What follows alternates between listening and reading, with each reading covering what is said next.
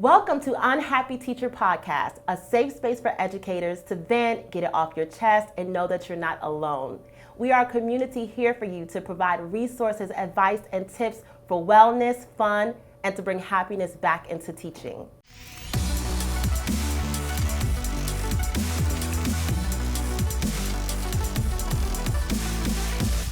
Today we have our first guest, Nikkita Fraser. Get ready to be inspired, everyone. She is an incredible educator, hailing all the way from NYC, the best, yes. She is a true educator at heart. She earned her stripes at Augusta University in Georgia, diving headfirst into the world of early childhood education. With over a decade of teaching under her experience, she's just shaping young minds, but also revolutionizing the way educators connect and network. She's the founder of a meetups group called Outside the Classroom. She's redefining networking for educators across the globe. So here we go. Get ready to hear her story and how she began teaching and what her experience is like. So welcome to our podcast today. Thank you so much, Courtney. That was such a grand introduction. I love it. Yes, you got to pick yourself up, yes. Because if nobody else do it, we got to do it, right? Yes, exactly. Yes, because you are all those things. And you are too. Thank you. I've had, the opportunity to work with you for a few years. And that's where we connected. And I know that you are just doing so many things in the classroom and outside the classroom as well. So just kind of tell us, your journey with teaching. How did you get started? So I got started teaching, fell in love with kids at an early age. Always was babysitting my little cousins, one of the oldest cousins. Fell in love with nurturing their education and just helping them learn. And then that transformed into high school and just following the career for that. I had a lot of educators in my family. My aunts are educators. On my dad's side, they're all educators. So. Wow. So you come from a family of educators. It was just kind of in your blood, in your bones. Exactly. I honestly wanted to be a pediatrician first. I have a doctor, a OBGYN in my family. Okay. And I was like, I didn't know what it was at the time.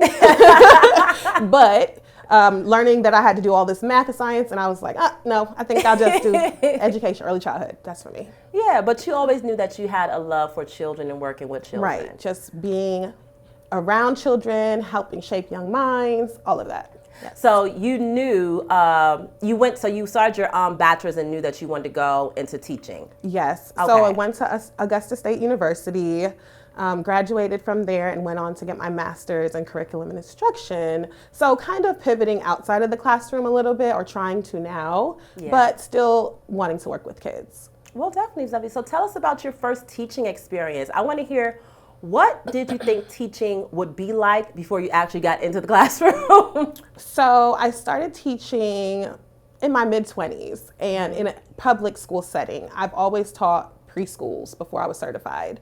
And just teaching in a public school setting is completely different. But I taught kindergarten my first year of teaching in Fulton County.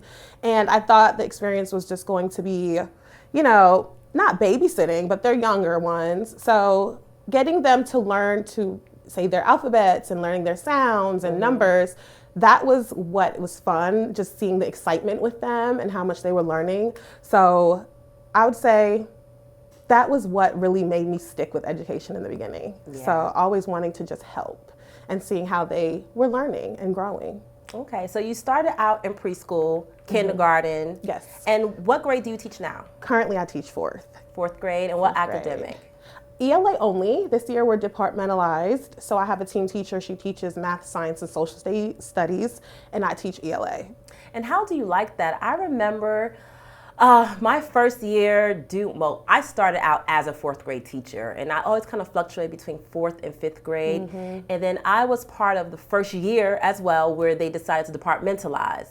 And it was like, this is good, this is great. But the way we did it first was I had to teach only ELA to all 4 classes. And I was like, in my mind, okay, that's great. I can just focus on this. But I had to do this RTI, guided reading, all these groups for so many kids. And I was like, wait a minute, this is too much. This is way too much because they just were not independent at the time. I do like the idea of departmentalization, but teaching that one, it was like high school and middle school, and that was still like for fourth and fifth grade. They weren't ready for that.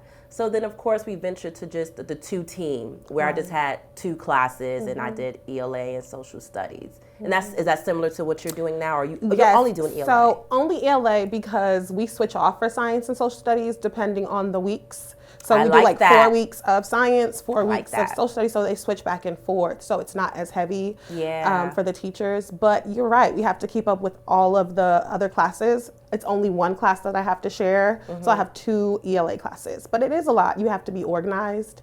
You have to keep up with all the paperwork and all the grading. It's a lot. But planning it is a lot easier. Yeah, I think. Oh, I remember having to plan all those subjects. Like we have 4 or 5 core subjects, 5 days a week. Oh my God! And I was writing lesson plans because I had just came out of my master's program, so I'm writing lesson plans like essays. Yes. And, oh my God! Like 15 to 20 pages long. Yes. I don't know if so. We taught the same school, but I don't know if you were there. Remember that we had an administrator who used to grade our papers. Do you know? I don't know if I was there yet. It was our, they used to take our lesson plans and go through printed them out and left notes on it and stuff. I feel like I vaguely remember that. But no one is doing that now. But I'm not even that. A lot of things, those first few years of teaching, I was just like, okay, like, I'm doing the right thing, so I'm not worried about it. Exactly. But I get the tactics of administration, like, well, I'm gonna print these papers out and make sure people are doing it. But now I'm just like, it's too much now. It's too much. It's too much. So let's talk about your experience. So your experience years ago, going from preschool, starting out there, to now with over 10 years of teaching, what can you say is some of your maybe most memorable, greatest moments, and some of like the worst challenging times you've had? So I'll start with challenging times first. Challenging has been this year, actually. Yes, it has been challenging. I've had a student just tear my classroom up. I've never had a student like that before. I've always witnessed, coworkers and team teachers with children like that, and I've always been like, I'm so lucky. But now I do have a student who's a little off the chain. And it's been a learning curve for me because I've never had to deal with that. So I've had to learn how to work with him and work with his needs and try to accommodate him. And it's been a learning curve. I don't know what else to say, but what are some things that that are working with that child that you're like, okay, this is working? So just building that relationship with him straight off the bat. I always heard about him prior, like a year prior, knew he was coming up to the grade level. Yeah. And I just didn't know he was going to be in my class. I know. But, just building that relationship with him first off. And he's able to communicate and express his feelings to me versus before with other teachers, he can't do that.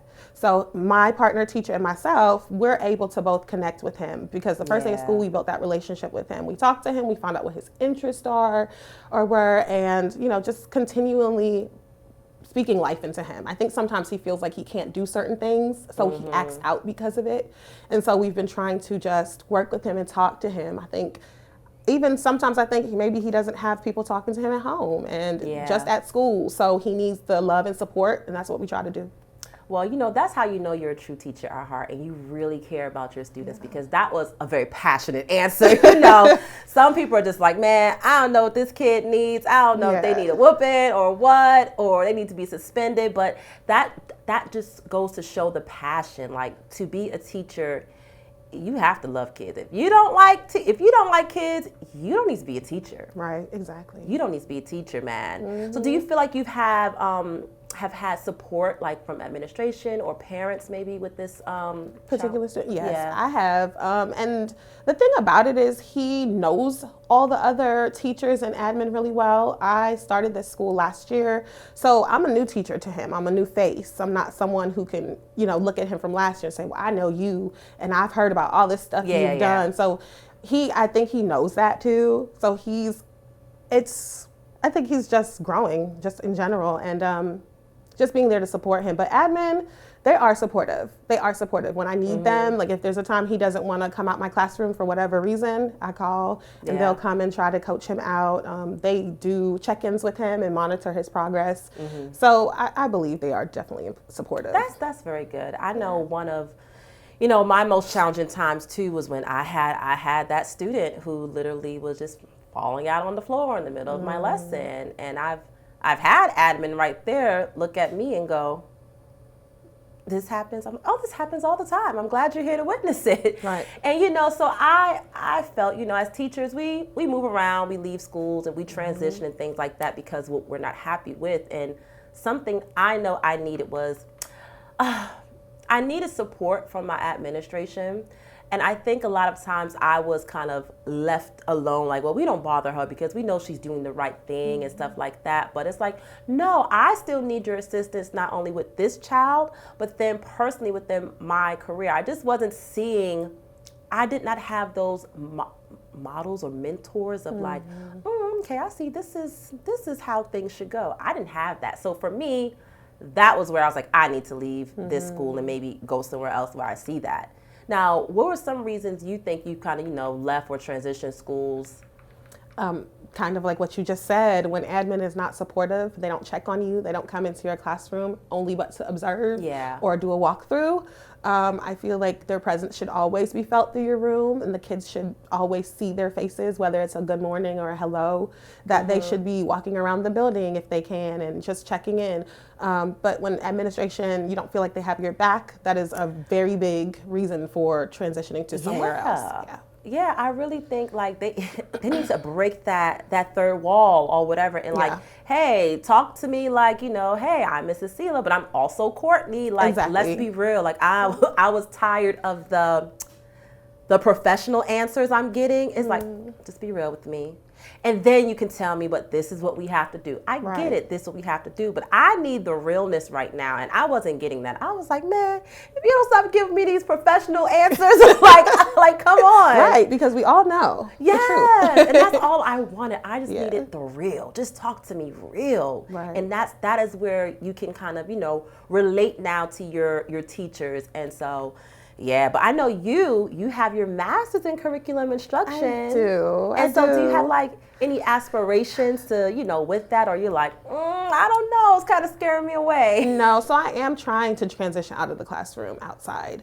I have applied for curriculum and instruction positions this year. So we'll see. I put in even for a transfer, but on my resume it says curriculum and instruction and early childhood ed. So I'm opening the door for both. Well, good. That's good. I think, you have to big yourself up. You have to know that you can do it, that you have earned the stripes. We have earned the stripes where we came from our crown jewels, so you can do it. You know what comes next. So I'm definitely giving you good vibes and energy that you get that. But let's talk about outside the classroom now. So we know all the wonderful things you're doing inside the classroom with the kids, but let's talk about, your life outside the classroom and, your new meetup group. Okay, so I started outside the classroom about 3 years ago, and we've just been working towards building a community where educators can meet outside of the building, network, socialize, just engage in each other and just have a good time. I've built a lot of relationships within schools, and I've met some of my closest friends as teachers and teaching with them. And so just having those moments outside of the building. Yes, and I appreciate you for that because, I think I found it hard to build relationships my first few years because I was just kind of focus driven on finishing this master's program and getting, these lesson plans. And also, I will say, I think, a little bit being from New York, not so much like I'm the one first approaching. And so I really appreciate you always keeping that door open, always texting like, hey, do you want to go here? We're trying this out. And so that just goes to show your personality. And I really appreciate that. I know you have some wonderful events, and between mommyhood with this toddler, I'm going to make it. I'm looking forward to it. I know you will. So tell me, like, what are some of the events that you've planned so far that, we can look forward to? So I have done a Galentine's. Our Galentine's was probably our biggest event. It was held in a club room. It was beautiful. I had I think I had about 20 teachers come out. Okay. And we had a flower wall, a DJ, and everything. It was really nice. We've also done, at the end of the year, school events. Just go out and enjoy being off work for the rest of the summer. Yes. We've also done some brunches and some dinners. And the last one we wanted to do was a karaoke. So we're going to revisit that hopefully soon. Yeah. Of course. And again, teachers, we have lives outside the classroom. I think that's not being displayed enough. Right. And so what is your what do you see as far as the future of outside the classroom? Ooh. So I just want us to grow in membership. But I also want us to be active in the community. I want us to volunteer. I also want us to do charity events and give back, donating in some way. But I'm trying to build that community first and really have people buy in to the events and the meetups and really just help out wherever we can. Okay. And what is your social media? How can people find out about Outside the Classroom? You can go to Outside the Classroom ATL. Okay, Outside the Classroom ATL. That's Instagram. Yes, on IG. Well, on all platforms really. It's okay, just Outside the Classroom ATL. All right. So if you're listening on Instagram, all platforms Outside the Classroom ATL. So if you're in ATL, that's our meetup right here, and she's also branching out, right? Yes, eventually I Yep, will. it's coming. So every other city, just hold tight. It's coming. But we're gonna start here in ATL first. Yes. Yeah. So let's take a quick break and jump into teacher confessions. Ooh. Okay. So I have here 3 confessions, and I have to figure out which one is the truth. I'm gonna read them all out. Okay. You might already know them. All right. So 1. Nikkita says, I take quick little naps during my planning when there's nothing to do and I don't have to meet with anyone. Okay.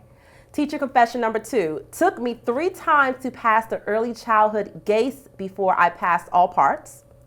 And confession number 3. I had a student throw up all over my clothes while at work.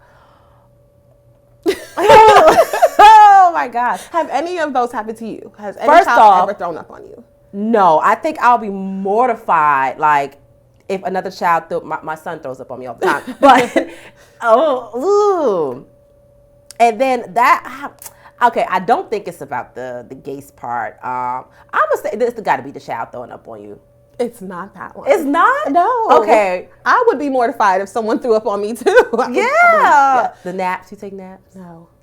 It's the GACE one? Yes. Yeah. Oh, man, these are some good confessions, though. Okay, Girl. wait. So it took you 3 times to pass the early childhood. Yeah, this is back when they had, it was paper pencil test. Now it's all computerized. But yeah, it was paper pencil. You had to do reading and social studies one day. And then math and science another day. So you had to pass both parts in order to be certified. And I just kept failing the science and math part, but passed the ELA and social studies part. Yeah. And I was like, when I moved out here, it turned to computerized. So the first time I took it, I passed. Okay. Okay, you did initially get your teacher certificate in Georgia though. Yes. Okay. So when I went to school in Augusta, I graduated and everything. I just wasn't certified to teach. So that's why I was teaching mainly in preschools until I became certified. So it was just taking me forever to get that little part done. And then I finally did and got into Fulton County. Well, determination. You was determined to teach these kids. Yeah. Or do something. I had to do it. Yeah. So let me ask you a real question. Have you thought about quitting? Oh my gosh. How many times have you thought about quitting? I think about it every day, honestly, even yesterday, to the point I was like, I'm done. And I feel like it's a natural feeling. You get to high levels of stress during the day. Sometimes I don't get to even take a second to think about what's going on. For me personally, I'm only thinking about these 40 kids until I exit this building because that's all we can think about. It's just a one-track focus there. My thing is having to scarf down my lunch like a savage. Yeah. Why am I trying to eat this lunch in 10, 15 minutes? Because 30 minutes turns to 15, really. I think I have 20 minutes. Really? I truly believe. So 12:26 to 46, that's 20 minutes.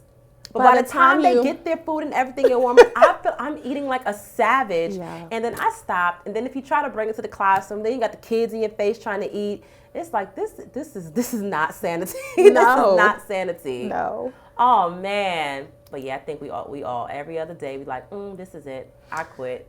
I always think about side hustles. I'm like, what else can I do? My little side ventures. But that's how Outside the Classroom came up too. Well, by God's grace, it's going to blow up and take over. Thank Yes. you. So with that stress, what do you do to de-stress? So when I get home, the first person who greets me at the door is my dog, Chloe. And she's just a ball of energy, like a fluff ball. So she helps me decompress when I get in the door. And then I'll take a shower and I'll unwind with maybe some wine or something. I'll watch a favorite show or listen to some music and just relax with my fiance. But usually I don't have much time before, doing all that and then having to go to sleep to wake up and do it all again the next day. Yeah.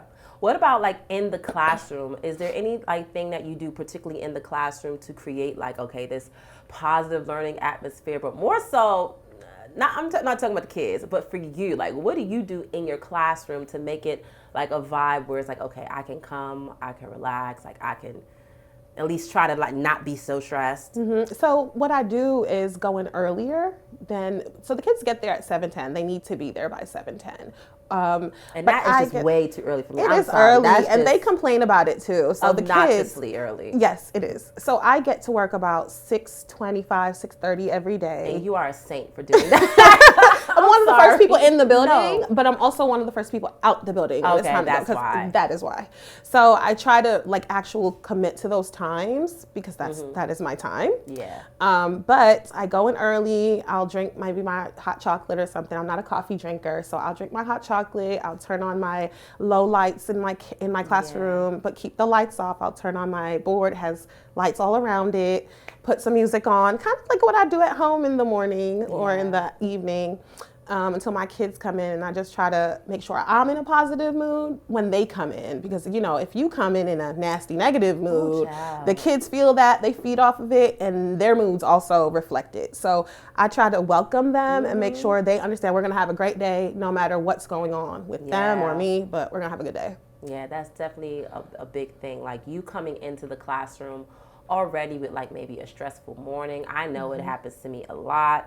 If my 2-year-old decides he wants to do a tantrum, but I still have to get to work and you're running late on the clock, coming through that door, I always kind of stop, I breathe. And I'll even talk to my students. I'll talk to them real hey, I had a rough morning, but we're going to change it around. I'll put on my music. It might be gospel one morning. Right. It might be some meditation music one morning. It might be some hype music, whatever that vibe is. And I just let them know we're going to change this morning around because it's not you that did it. I don't want to bring my attitude out on you. So let me try to fix it. But sometimes they can just be right there nagging. It's I haven't even sipped my coffee yet. Stop. Yeah, you don't get a second. Yeah. But speaking of music, so like I said, I play gospel, meditation, or, I'll throw on some something positive, inspirational. What is your teacher playlist? What songs right now kind of got you yeah? So right now on repeat, I'm a big Chris Brown fan. So and he's going on tour. I have to get some tickets. So I'm trying to see if we can do outside the classroom. Yep. Concert tickets. Try to get a group rate or something. But I love Chris Brown. Right now I have Sensational on repeat. Okay. I also love Ella Mai and Mahalia. I love Drake. He's also one of my favorite artists. What song of his? Oh, Slime You Out. I love that song. That's on repeat too. That's a good mix though right there. Yeah, That's it's all over the place. I even listen to Taylor Swift. There's some of everything. Yeah, okay. Well, as we wrap up here, people who are considering becoming a teacher, whether they are freshly out of school or career changers, what advice would you give them? They have to be strong-willed. They cannot give up easily. They also have to be patient. Your patience is tried every day. You have to come in just knowing that your kids want you to love on them and respect them and just acknowledge them as a human being, and that you're trying to help them. And then you just have to do that. You have to show them that love and honor their requests and respect them, but they also need to respect you. That's one thing about me in my classroom, respect. It's a big thing. It's a non-negotiable. Yeah. I agree too. Like, no, if you can't come in this classroom if you don't got respect for me. Right. And I try to talk to you, but if you can't get it right, just stand out here and get your mind right. And they be like, what? I'm like, get your mind right. I'm telling you. After the pandemic, it's been really hard. It's been really hard. These pandemic kids, they came back different. Yes. So teaching before the pandemic and then teaching after, completely different. It's different. It's weird. It's very weird. We got to explore that some more. Yeah. But thank you so much for welcome. being here with Thank us you. today at the Unhappy Teacher Podcast. I definitely wish you the best in your career, and I'm definitely going to be linking up more outside the classroom. So please make sure you follow Miss Nikkita Fraser at Outside the Classroom ATL.